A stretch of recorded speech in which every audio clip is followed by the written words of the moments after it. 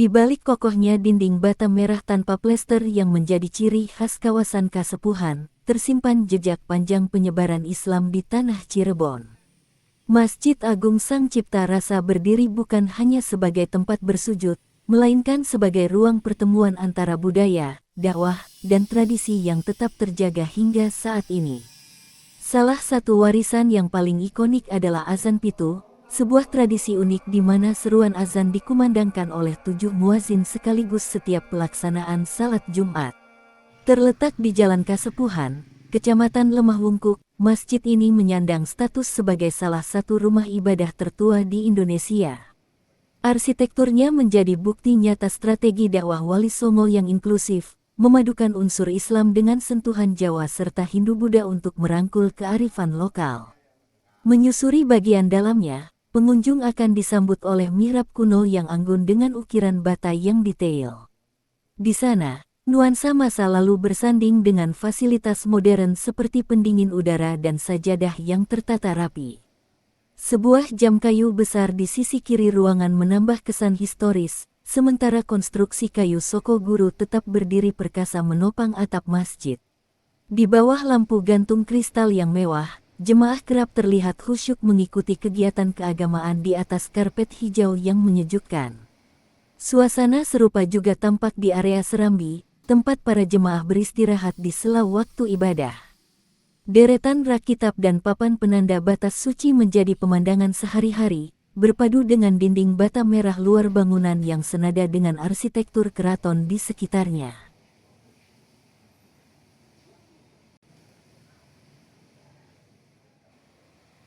Munculnya tradisi azan pitu tidak lepas dari peristiwa luar biasa di masa awal berdirinya masjid. Berdasarkan penjelasan dari pengurus masjid, Muhammad Ismail, tradisi ini berawal dari gangguan mistis yang dilakukan oleh sosok bernama Menjangan Wulung. Konon, sosok tersebut berusaha menghalangi warga untuk beribadah dengan menyerang setiap muazin yang hendak mengumandangkan panggilan salat hingga jatuh sakit. Sebagai ikhtiar spiritual untuk melawan gangguan gaib tersebut, diputuskanlah agar azan dikumandangkan oleh 7 orang secara bersamaan. Upaya ini membuahkan hasil, di mana para muazin akhirnya bisa menyelesaikan seruan azan dengan selamat. Sejak peristiwa itulah azan pitu diyakini memiliki kekuatan untuk menangkal bala dan gangguan. Bahkan saat pandemi COVID-19 melanda, tradisi ini kembali dimanfaatkan sebagai doa tolak bala yang dikumandangkan di setiap pintu masuk kota Cirebon.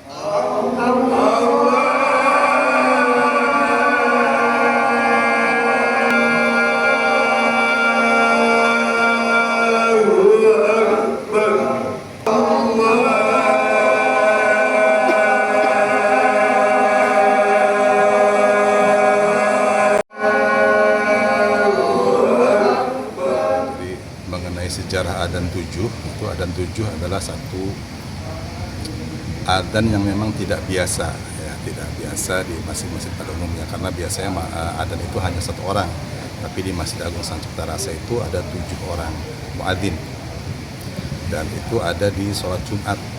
Yang sebelumnya terjadi itu adalah di setiap sholat 5 waktu.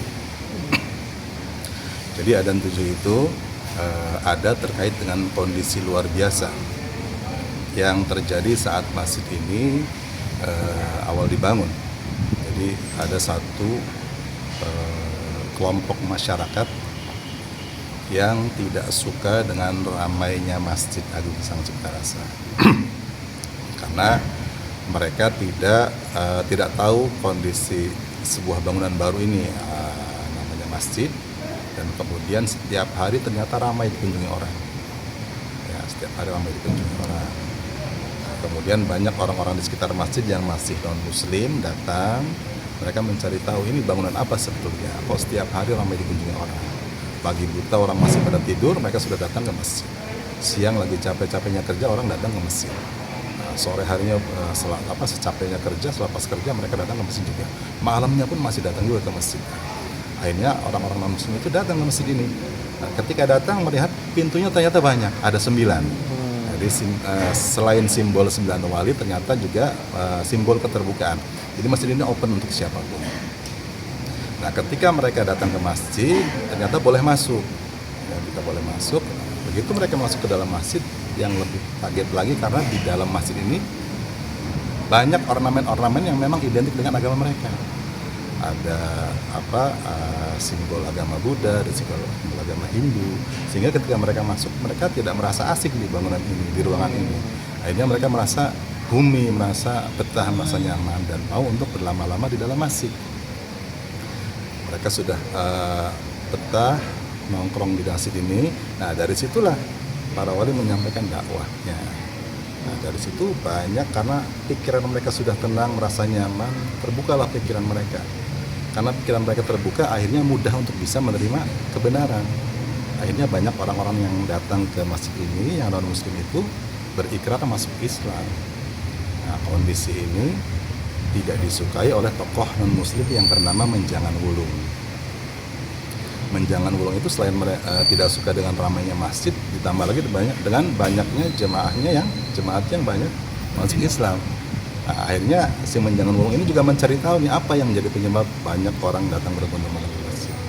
Karena mereka tidak paham kalau ibadah yang umat Islam sehari 5 waktu kan. Akhirnya datanglah si Menjangan Wulung ke sini mencari tahu apa penyebabnya. Masuk ke dalam masjid, kemudian disimpulkan bahwa ternyata yang menyebabkan orang datang ke masjid itu karena adanya orang adzan. Akhirnya karena yang menjadi penyebab adanya orang datang ke masjid orang adzan, si Menjangan Wulung, karena dia tidak suka dengan ramainya masjid, akhirnya berpikiran bahwa supaya orang tidak datang ke masjid, salah satu caranya adalah menghilangkan orang adzan. Nah, akhirnya satu waktu dia datang lagi ke dalam masjid dengan persiapan yang matang, menyelinap ke dalam masjid, kemudian dengan ilmu kesaktiannya dia ngumpet di atap masjid.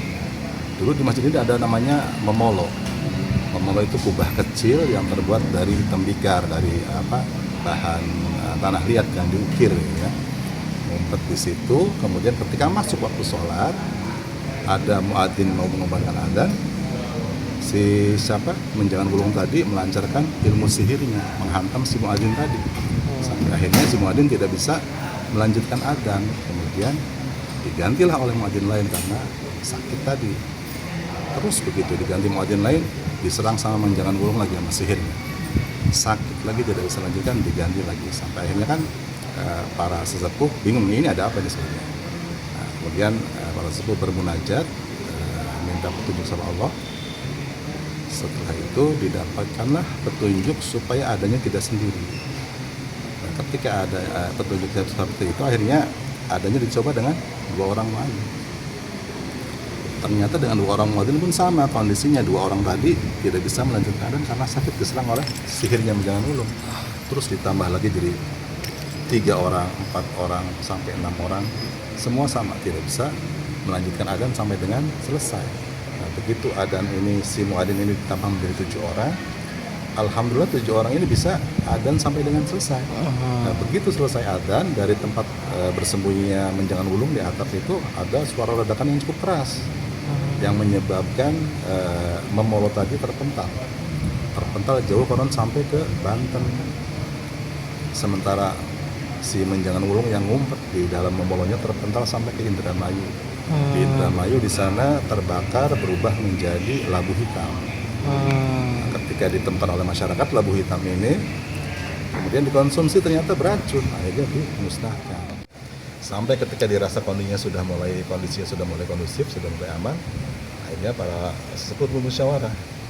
Ini adzan 7-nya mau diapakan? Apakah mau terus setiap sholat 5 waktu dipakai atau kembali ke adzan normal 1 orang?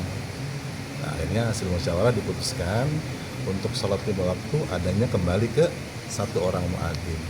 Tapi yang adzan 7 ini tidak dihilangkan sama sekali. Akhirnya yang adzan 7 ini dialihkan ke sholat Jumat. Jadi hanya di sholat Jumat saja. Jadi supaya untuk mengenang sebuah peristiwa yang pernah terjadi di masjid ini, juga untuk perhatian. Ya, ya jadi itu salah satu apa namanya manfaat dari adzan 7 itu, fungsi dari adzan 7 itu juga mengusir kondisi bala yang dibuat oleh menjangan gulung. Jadi tidak hanya si muadzin, banyak juga orang-orang yang ada di masjid ini juga yang sakit terkena seperti wabah, seperti kondisi luar biasa lah, seperti COVID kemarin gitu kan. Makanya ketika COVID kemarin pun adzan 7 itu dimanfaatkan untuk menangkal wabah itu. Setiap penjuru pintu masuk kota Cirebon dilakukan adzan 7. Pak, mengapa tradisi ini tetap dipertahankan Pak sampai sekarang? Ya tadi disampaikan bahwa adzan 7 ini untuk mengenang sebuah peristiwa yang pernah terjadi di masjid ini, untuk orang-orang yang sekarang yang akan datang lebih berhati-hati dan menjaga. Seiring berjalannya waktu dan kondisi yang semakin kondusif, para sesepuh masjid memutuskan untuk tidak lagi melaksanakan azan pitu pada salat 5 waktu. Tradisi ini kemudian dialihkan khusus untuk mengawali salat Jumat agar tetap lestari tanpa menghilangkan esensi aslinya. Keunikan lain dari tradisi ini adalah pelakunya yang merupakan keturunan dari para pengurus masjid sebelumnya. Generasi dilakukan secara turun-temurun, biasanya melibatkan anak laki-laki atau kerabat dekat. Dalam pelaksanaannya, 7 muazin akan berdiri berjajar menutup telinga dan melantunkan nada azan yang khas, datar tanpa banyak cengkok, persis seperti yang dilakukan para pendahulu mereka. Keterlibatan dua kesultanan besar di Cirebon, yakni Kasepuhan dan Kanoman, juga terlihat dari warna seragam yang dikenakan petugas. Warna hijau menandakan petugas dari Keraton Kanoman, sementara warna putih menjadi identitas petugas dari Kasepuhan. Bagi masyarakat setempat, azan pitu adalah pengingat akan sejarah perjuangan dakwah sekaligus simbol keteguhan dalam menjaga warisan leluhur di tengah arus modernitas.